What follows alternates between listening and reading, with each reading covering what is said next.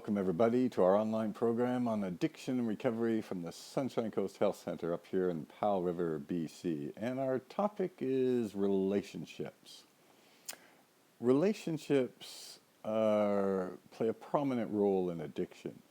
If you think of, for example, famous addict writers who've written, a remarkable number of them put relationships as the central focus.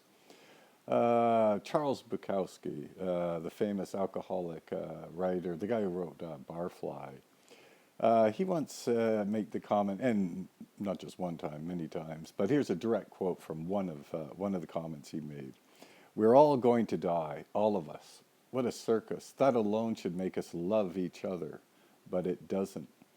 We're all terrorized and flattened by trivialities. We're eaten up by nothing." That's kind of an interesting comment.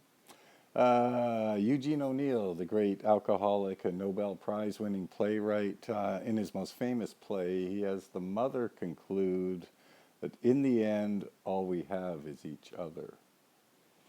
And John O'Brien, who wrote Leaving Las Vegas, that entire book, or the movie, if you saw the movie, is all about relationships and the importance of caring for each other, no matter how difficult that might be.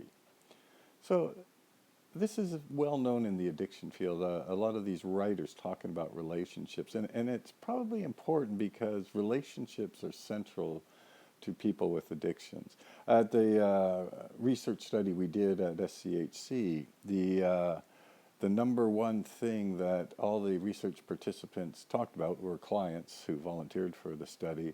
Number one thing they talked about was relationships, and they talked about relationships twice as much as everything else. So that's a pretty good indication of just how important relationships are to people with addictions. But the problem with the relationships for people with addictions is that they're not very good. And this is actually pretty well known.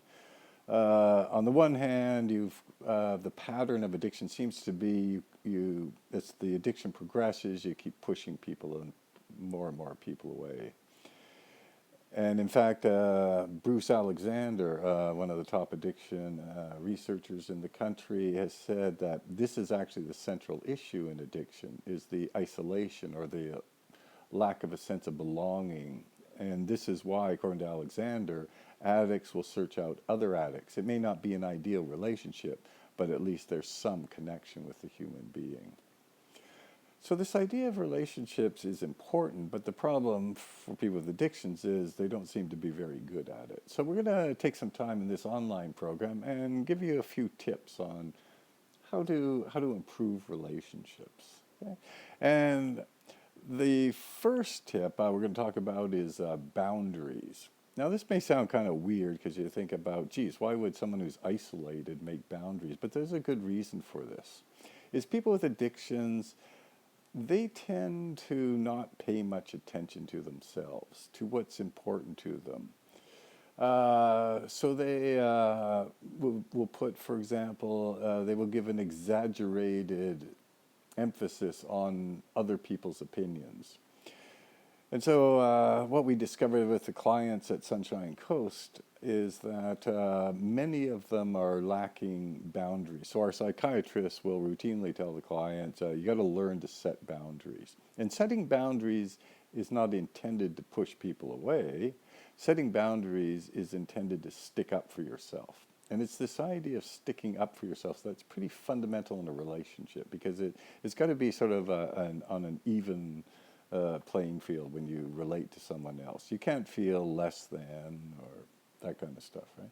So how to put yourself on a level playing field. So the first one is set boundaries. Another idea to level the playing field is to say no. And again, clients at our center routinely struggle mightily with saying no. They have a difficult time with it because they think maybe, geez, if I say no to this person, they won't like me, or maybe if I say no to this person, it means I'm being selfish. But no, actually, it's kind of a normal thing. And again, if you're able to say no to someone, hey, can I borrow $10? Well, I'd like to, but really, I don't have, I just have enough money for myself.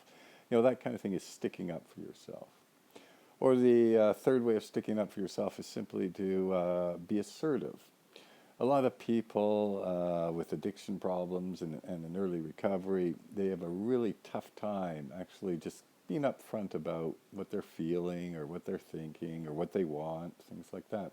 And so they tend to use sort of the underground things, or being passive about life, sort of sitting on the sidelines and letting everyone else take control, or maybe being aggressive and just getting angry. But one of the keys really is simply to be upfront about what you're interested in, what you feel, what you believe, things like that, right? So at any rate, that's the first of our little tips there to stick up for yourself by setting boundaries, by being able to say no and being assertive. And we'll be back next time with another tip on positive relationships.